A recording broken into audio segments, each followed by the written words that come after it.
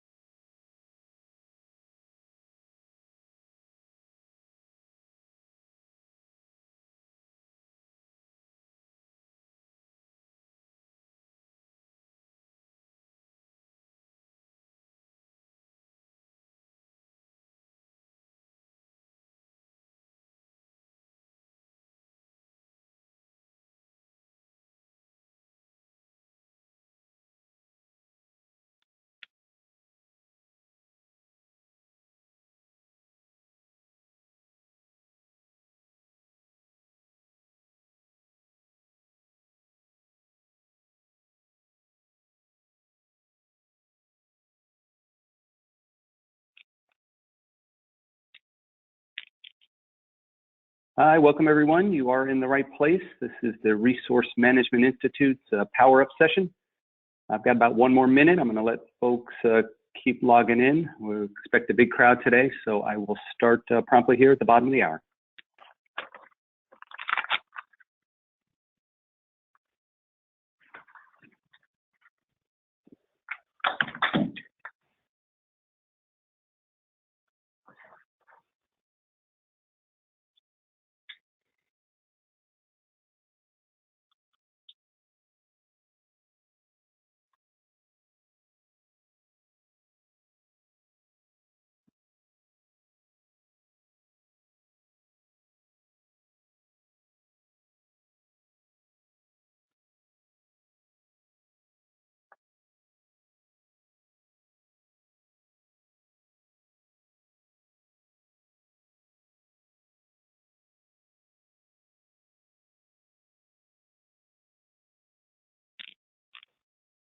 Okay, let's get started here. I see we are recording, so I'm ready to begin. We've got you for 30 minutes today, so let's get right to it. Welcome to the Resource Management Institute's Power Up session, Getting the Forecast Right, Best Practices and Accurate Forecasting for Delivery, Resources, and Utilization. My name is Thomas Meredith. I am the Marketing Director for the RMI, so I want to welcome you. I mentioned it is being recorded, so we'll get that archived and out to you guys when that's ready.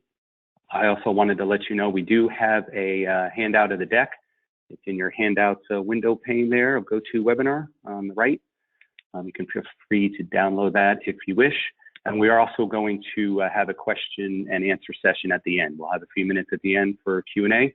So throughout the presentation, just enter in any questions you have in your questions panel there on the right, and we will cover that at the end. Okay, I mentioned we got you for 30 minutes today, so let's get right to it. I'd like to introduce the Managing Director of the Resource Management Institute, Randy Mislovic. Randy, I'll hand it off to you. Terrific. Thomas, thank you for the introduction, and welcome everyone. We've got a really large group today and a super hot topic on forecasting. You know, our research in the Resource Management Institute indicates that forecast is a place that provides challenges for all of us in our service-based, project-based businesses, and so I hope you'll find the content today quite valuable to you. Again, I'm Randy Mislovic, Managing Director of the RMI, and really glad to have all of you. I want to stop and just say a special thanks to our sponsors. The Institute is working hard to really make great progress in the discipline of resource management, and these three companies are sponsors of our event today: MavenLink, Upland 10 Rocks, and Keaton Solutions.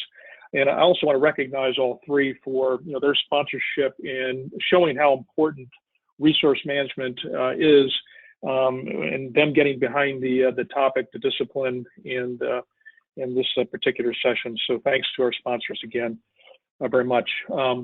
On the next slide, just to quickly, for those of you who are not familiar with the resource management, the RMI is dedicated to the advancement of resource and workforce management, the discipline itself, including best practices, standards, globally recognized credentials that certify resource and workforce management expertise the tools and resources necessary for running a human capital intensive business.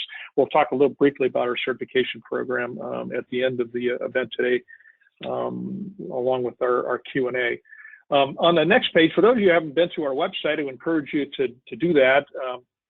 Just go to resourcemanagementinstitute.com, and where you'll find opportunities to collaborate with your resource management peers.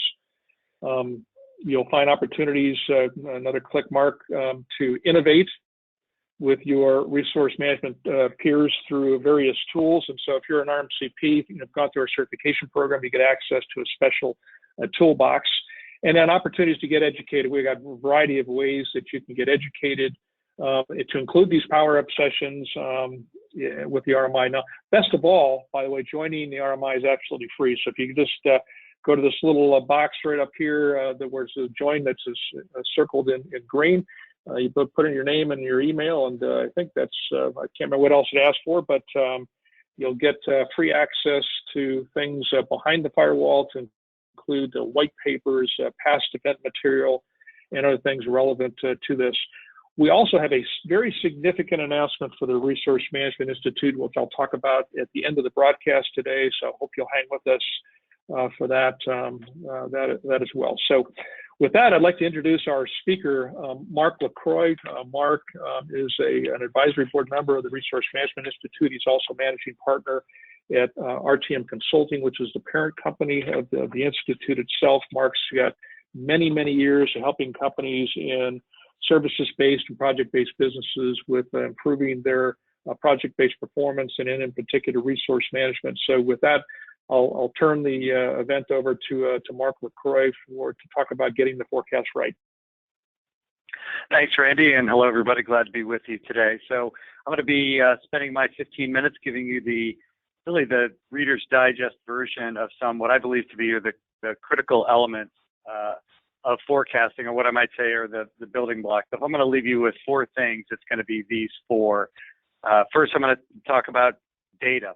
Data, it's a data-intensive process, and so you might, we'll talk about what kinds of data and what do we mean by data more specifically.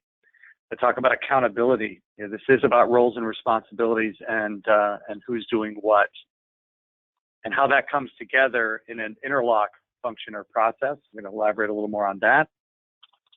And then last, talk about analysis. So again, we'll talk about each of these topics in a little more detail. And as you look at this, I kind of view this as, data being a little bit of the what, accountability, addressing the who, interlock as a little bit of the how, and analysis to me really is the why. So again, in terms of effective forecasting. So let's look at each one in a little more detail. Now, if you're whether you're an IT organization looking at your demand funnel, or a professional and consulting service organization looking at a sales funnel of CRM data, the popular myth is that the demand data is of poor quality.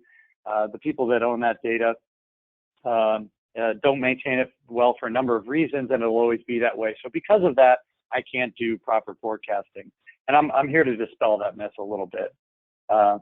First of all, the unplanned or the future work that hasn't been approved or sold is really just a portion of our work. The majority of it is the work that we have in active delivery or backlog.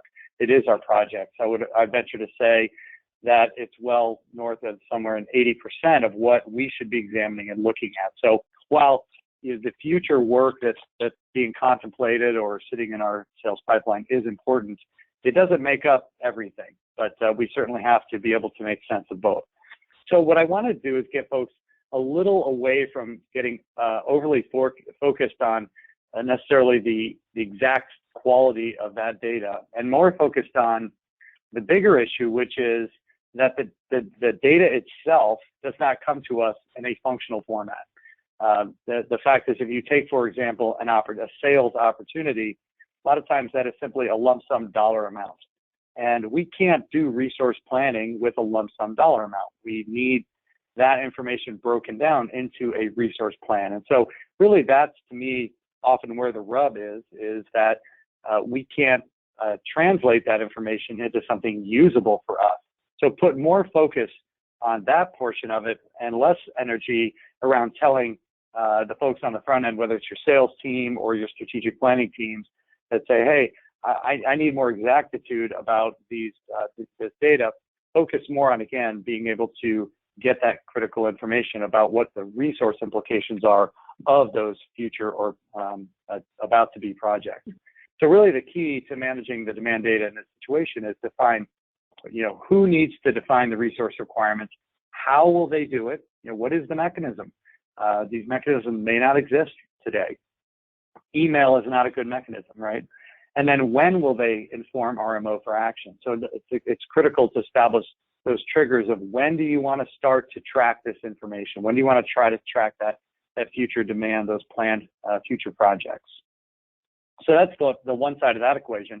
But think about it, oftentimes with over 80% plus in active delivery now, that's much more within our control. And so we have to make sure, of course, that our project managers and delivery leaders are keeping their plans and resource needs up to date, because they're really, in my view, it's kind of unacceptable just from a delivery organization overall, project delivery organization, that if a project managers and project leads can't consistently update and tell us what they need from resources, I think there's a strong correlation to how well managed the project plan is to good resource planning.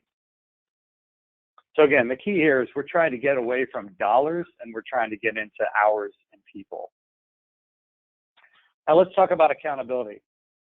And I first want to tell you a little bit about a story of what I like to call the perfect storm. This is a real life experience of mine and some of my colleagues, that in some cases I still work with.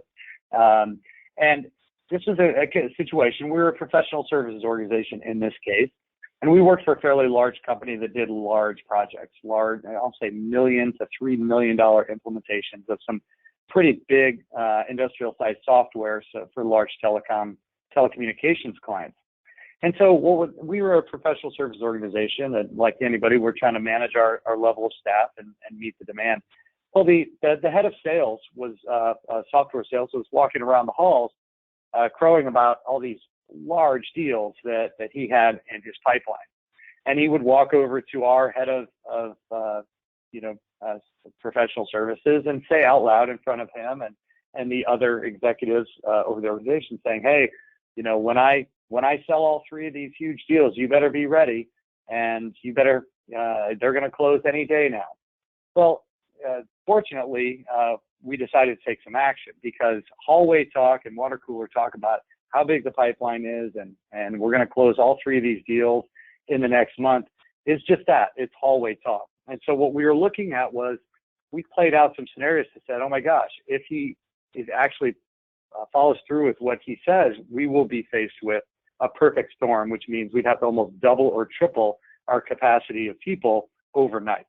So we decided to take action, and that really is, in some cases, the genesis of thinking around driving some accountability to this information.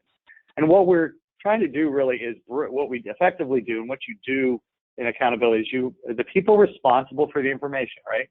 In this case, this is the salesperson and the sales team. They're telling us all this work is there and coming. Okay, well, let's take that to the next step and let's drive some accountability to that information and that data, and then translate that to what it means to us. Because again, they're the owners of that information. No one else has a better insight to that information than they do. And so what we do is, of course, drive some accountability to that particular data. And this can be applied to any source of demand data, whether it's your business unit that you're supporting or other sources that are coming your way. Is don't just take that hallway talk, drive it into more accountability to get clarity on the reality of that data. And in doing so, what you're trying to do is, of course, demonstrate cause and effect. So in other words, if those three projects closed, Mr. Sales VP, then this is what it means to us. We're going to have to go contract and hire X number of dozens of people to absorb that demand. And this, we'll have to take some pretty dramatic action. So let's sit and talk about that action and see if we can agree on that plan. So the cause and effect of your success is great, but it will, lead to this. Imperfect data, will also have a desired impact. So in other words, if we're looking at information that says everything's going to close next week. Well, I'm fine with pulling that together and showing these folks that to say, is everything going to close this week? I don't want to take it at face value. I want to use that imperfect data to kind of shine a mirror on the people accountable for it and to say, is this right? Is this wrong? But once we start to see that information, we want to be solution oriented. We don't want to argue that we want all that work to come. We want to be busy. We want to grow. We want to expand. We want to do a lot for our business. So we want to be positive and solution oriented in our whole approach. Oftentimes I see delivery organizations get a little defensive and kind of wall up because it's a lot of work and it's going to bring a little bit of headache. But what we should be doing, of course, is trying to collaborate and do that and be transparent. And the last thing I would say on this is avoid the de facto accountability. I'll go back to my reference of the salesperson. Is he and his team should be the ones taking accountability for that information. Nobody else should. A delivery practice leader shouldn't be saying, hey, I talked to the salespeople and they tell me that they think it's going to close next week. That's de facto accountability. You have to go straight to the source. Now I want to talk about interlock. And interlock is really where data and accountability come together in a process to get the stakeholders to the table. So some things to think about with this, and one, it should occur at multiple levels. Your organizations are complex. You've got people at different levels operating. You usually should have a weekly and a monthly. Weekly more targeted at people close to the information, and then monthly might be more for the executive level teams. Interlock design is always going to be unique to you, whether, again, you're a shared service IT organization or a professional or consulting service organization. How you're organized is going to dictate how you interlock. I can't tell you exactly what the right prescription is there without knowing your organization. Keep it simple to the participants, even if it means more work for the RMO. In other words, get the data in a way that's easy to digest, easy to understand. Share it in advance, of course, so that people have a chance to at least look at it, digest it, get used to the information. And then as you go through that information and work with those stakeholders that are accountable to that information, be forward-looking and action-oriented. Again, we don't want to just study and examine data and really not glean anything from it, any analysis from it. But again, the information's there. It may be imperfect. I'll go back to my prior comment. But imperfect data is okay because what we're trying to do, of course, is show cause and effect of good and or imperfect data. Once you show cause and effect, then they're going to see, oh, well, maybe I need to get that data a little bit better because I don't want the team to go out and hire 25 people next month because maybe I'm not quite as confident as I'm projecting to be. And so again, transparency and cause and effect really are key elements that come out of this interlock process. Again, it gives me a third key element that is getting forecasting right. And the last point is analysis. Now, let me give you what I consider to be the interlock narrative. So you've got your data assembled, you've got your the people you're holding accountable, you've brought them to an interlock process. But again, let's not just go there to read data, we actually have to interpret it. So the first thing you're doing in this interlock is you're saying, is the data correct? Right? And I would say directionally correct is good enough as well. It doesn't have to be perfect, but it needs to be directionally correct because again, we're trying to learn from the data. So what is the data saying? And so if the data is relatively correct, directionally correct, and if so, what does it mean? Do I have an impending surplus of resources in the future? Do I have a shortage? Do I have a shortage by role? Do I have a shortage by skill? What is the data telling me objectively? And then from that, what are the implications? Right? If I do seem to have a shortage of project managers or architects, what does that mean? Does that mean we can't start up new projects? Does it mean I'm limited? Does it mean we're going to have to push out? Does it mean we're going to have to go out and spend some money for expensive contractors? What are the implications? And then once you have that, then what are the actions or decisions to be made? So again, in the case of the perfect storm scenario I mentioned, is we took this otherwise daunting scenario and we put it through these actions that I've laid out for you here. We put it into interlock and we walked through the data in this way. And what came out of the other end is that we collaborated more and we worked a little more transparently. And yes, 2 out of the 3 closed. They didn't close all in the same week. We did have to do some pretty aggressive staffing up of people. But again, together we worked it out, and it didn't wind up, being the huge tidal wave. Now, of course, the Andrew and Gale and the perfect storm, they didn't fare so well. They all didn't make it back from the perfect storm, but I can honestly say that me and my organization, we did make it back alive and in one piece and can live to tell the tale.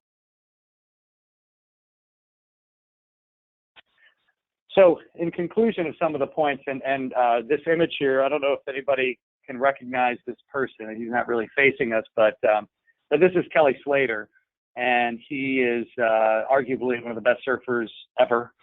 He came out of a small town at Florida, Cocoa Beach. You wouldn't think that Florida would produce the best surfer in the world, but he is. And the reason I kind of pulled this picture out is, you might say it's a stretch of a metaphor, but what Kelly Slater and some of his compatriots did was, surfing is an imperfect thing as well. You go out in the water, you never know any given hour, any given day, what waves are going to come, and they're all over the place. And it sometimes can be messy, and sometimes you get no waves. Sometimes you get storm surf. But so you have to adapt very, very readily to it, and it's hard to control that environment. Similar to trying to control the inbound demand that you don't have visibility into. Well, what Kelly did was he went out and built his own wave. And so what you kind of see here, and if you go to YouTube, you can see it's the perfect wave. And he can sit in this tube for about 3 minutes straight on his perfect wave. And so what he's done is he's harnessed all of this nature to make the perfect wave. And so I might say that while we may not get to perfection, there's never perfection, I do think that what we're trying to do, though, is harness a lot of moving parts and bring control to what we're dealing with. So I'll first say that it's not easy. I'm sure it wasn't easy for him to build his own perfect wave out in the desert. It's not an easy process. It takes work and systems. We've got really good sponsors of this, and it does take really good systems to get the data right. You can't be doing this on spreadsheets. You've got to have a nice end-to-end capabilities that these systems provide. Imperfect data is okay. It will help drive accountability. Showing how imperfect the data is actually has a good positive effect as long as you can show the cause and effect. Interlock really cements the accountability. It's one thing to ask people for the information and responsible for the information, but the interlock is the process that really allows them to see what their data and what their lack of information might be doing to the rest of the business. And always make the results about decisions and actions that address the future demand outlook. This has to be an action-oriented process. It's not an information-only process. That requires you, if you're involved in resource management or in any part of this process, to again conclude not only what is the data telling me, but what do we need to do based on what the information is showing. So with that, I hope that helps, gave you a few building blocks to improving and making your forecast process work more effectively. So Randy, with that, I'll turn it back over to you. Okay. Hey, and Mark, I'm going to ask you to stick with us and advance the slides as well for me. So would you just go ahead and okay. Go to the next page, sure. And then I'll ask you when to move forward. Just for everybody's benefit, we are watching the question panel, and we are going to be taking answers to giving answers to some of those questions at the end of our session here. So if you've got questions, go to the Q&A panel there go to a webinar dashboard and put your question in, and we'll get to as many of those as we can. So thanks, Mark, for the comments. I wanted to just take a moment. The RMI is the only institute in the world dedicated to the advancement of resource and workforce management. And we've got a great program to allow people to get certified in what we call a Resource Management Certified Professional Program, where you get to learn best practices, gain access to our resource center, and collaborate with your industry peers. You can see just a samples of the kinds of companies that are putting their resource managers through this program. Next page, Mark. RMI, someone was asking a question here that we just responded to about, what's it take to kind of tools we need. And I'll tell you that the most important thing we've seen in the better resource management is getting your process right and then supporting it with a great PPM, PSA, or RPM tool. And they're really, really important. And so the RMCP program provides you a world-class commercial-grade resource management process. And you can go through the program either in class at our company headquarters here in Cincinnati, Ohio, or you can take the course online. Either way, through a 6-week, 2 hours per week with a little bit of homework, you can take it online. The course is $1,795. That includes pretty much everything, the materials, your testing fees, etc. And we train you in our global resource management process, which is a part of our just-in-time resourcing solution that teaches you these 6 building blocks around building a better skills inventory, a staffing methodology, as Mark was talking about, a forecasting methodology, a sourcing and development for how do you grow and develop your human talent along the way, a technology support to include PSA, PPM, and RPM tools, and lastly, like any good process, we govern what we want to have as an acceptable outcome. So the program teaches those things. You can find out more about the program through our Resource Management Institute website. Mark, if you go to the next page. You'll find us out there. We've got upcoming programs. There are still some seats available, though they're filling up fast for the next 2 in-person classes in April and August here in Cincinnati. And come visit and enjoy our beautiful city. We've got a terrific downtown area, lots of things to see here while you're here. But our online session has been certainly very, very popular for us. We actually just finished one up today, and our next session starts on May 23rd. All of our courses, if you get in early enough, have early bird pricing that gives you $100 off if you apply early enough, and on the website it'll tell you what those dates are. So I mentioned that we have a really big announcement that we're going to, I would say, give you a preview of today. The RMI, we've come a long way in just our short 2 years in business. We've been certifying people in RMCP for 4 years now. We're going to run our first symposium or conference, depending on how you want to call it, but it's a Resource Management Global Symposium. It'll be October 3rd and 4th in beautiful Dallas, Texas.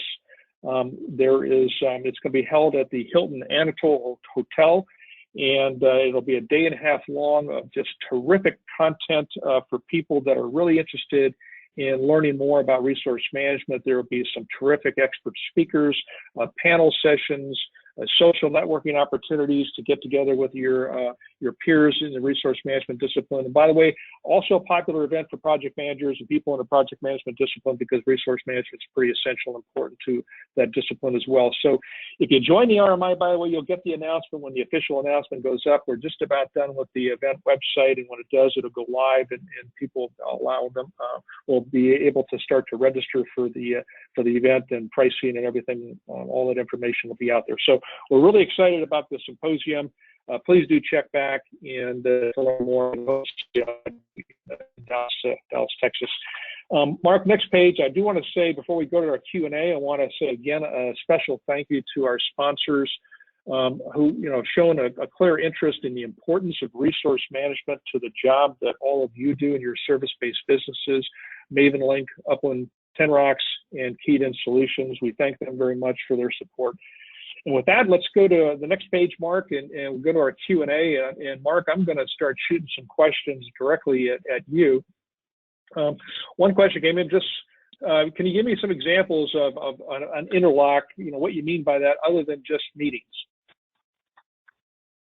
So good question. So interlock is a combination of data, meetings, and I'll say a process.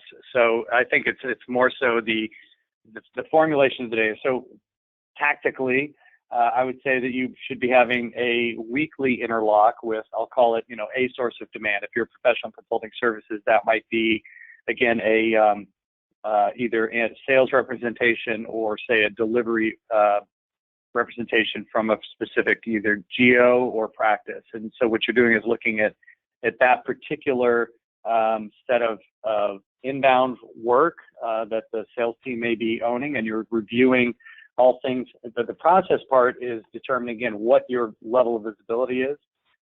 in terms of things that are of certain stage in the pipeline. If you're in kind of IT, at what point in the strategic planning might you be getting visibility into future projects? So it's the data part, it's the process that cordons off the data you're looking at, and then of course defining the who is as much about the meeting, but it's also about the maintenance of the data when you're not meeting. So it is a little bit of a I'll call it a multifaceted in terms of that. But when we say interlock, we do kind of mean that. I'll say that point of singularity where people do come together, and it is that point of validation, that point of accountability where you can look them in the eye or get them on the phone and actually talk about the data and get their real interpretation from it. I hope that helps. Okay, great, Mark, thanks. So there's a second question I'll take quickly. Do we have different pricing for nonprofit organizations? Presumably the question is related to the Resource Management Certification Certified Professional Program. The answer is no, we do not. I will, as a managing director, I'll take that back for consideration and appreciate the question, but at the moment we don't have any special pricing for nonprofits. Mark, another question for you. It likely varies by industry, but is there a certain percentage of surplus resources to always have available, aka a bench? Mm-hmm. We staff contract trainers, so it's a balance of having enough go-to resources and the surplus. So any comments you might have on that? Yeah, I try to keep this comment brief. You're right. The idea of a bench sometimes is anathema to many executives and organizations. But if you do your capacity planning and forecasting right, what I would expect is that as you look into the next period, like right now we're wrapping up March, we're looking at April, and probably more in May. It's to me about a percentage of your resource capacity, and I will throw out somewhere in the 3 to 5%. It's just like unemployment, right? We can't have perfect employment. We need a little bit of lubrication to allow people to move back and forth, and so you will settle into that if you do a good 6-month outlook. You'll kind of have your typical trend, but you do need a little bit of a surplus. I would again say somewhere in the maybe 3 to 5%. The bigger factor is how big your organization is and how diverse or homogenous your team is a bigger factor than the industry you're in. Okay, perfect. Well, we are right at the top of the hour, and I think we did get through as many of the questions as we could in that time. The session again is being recorded. It'll be live on our website here shortly. And I want to thank again our sponsors, and I want to thank again all of you for participating. Check back. Do join the RMI. If again, it's free, and you'll get an announcement on the upcoming symposium coming up in October. We hope you'll join us out on the website. We've got 3 more Power Up events scheduled for the balance of the year as well. And thank you again for joining us. I hope everyone has a great day.